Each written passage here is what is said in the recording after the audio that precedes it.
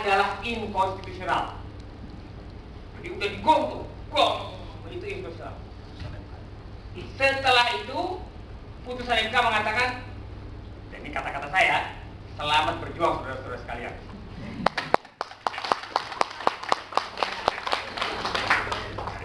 Itu pesan pokoknya.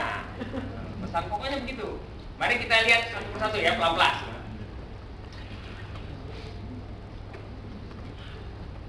Oke, jadi setelah putusan Mahkamah Konstitusi keluar, saya bikin artikel di Kompas. Langsung, saya pikir ini perlu ditulis. Ya, karena beberapa waktu yang lalu saya bersama-sama Aman memberikan satu pandangan di Kongres Aman di Tobelo mengenai bagaimana masyarakat adat dan perjuangan tanah airnya. Kemudian versi daripada itu dimuat di Kompas sebelumnya, dan sekarang ini ada putusan Mahkamah Konstitusi menyatakan itu. Saya di sini seperti menyambut gembira. Saya bilang bahwa ini adalah babak baru dari perjuangan masyarakat adat Indonesia. Sekarang saya mau bertanya, apakah ini betul babak baru?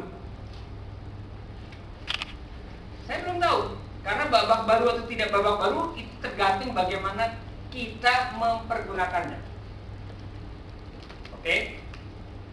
Nah, mari kita lihat secara versi yang sederhana mengenai putusan Mahkamah Konstitusi itu.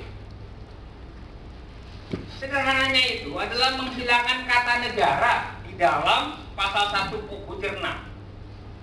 Kalimatnya menjadi, lihat bagian yang revisi di sebelah kanan, hutan adat adalah hutan yang berada dalam wilayah masyarakat hukum adat. Kata negara ini dicoret.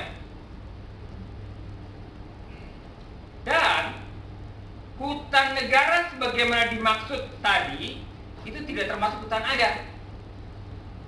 Lalu termasuk kemana hutan adat itu? Hutan adat itu termasuk ke dalam hutan hak.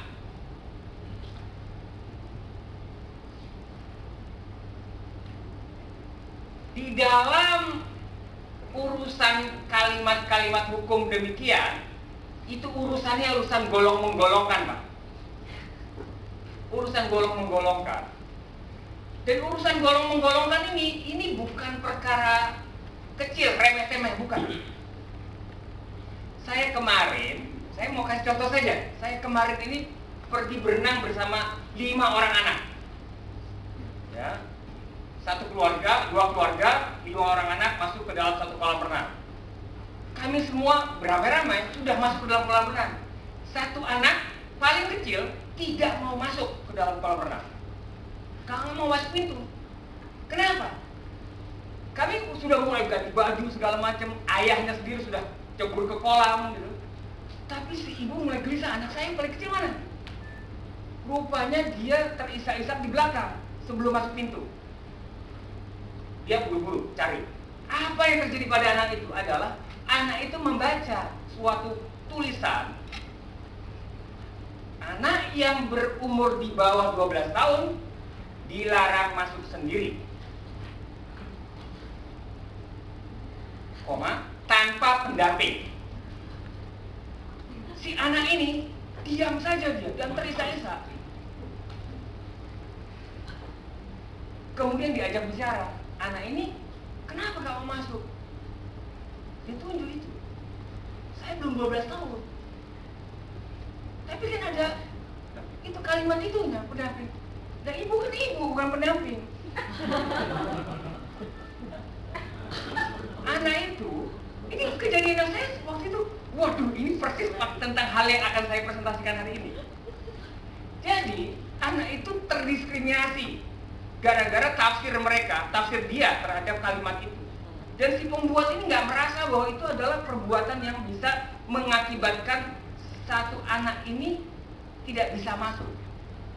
Dan dia begitu masuk didamping ibunya dan masuk, itu memerlukan waktu sampai dia bisa masuk ke kolam renang. Apa yang terjadi sama anak itu? Anak itu begitu lambat untuk sampai bisa berenang.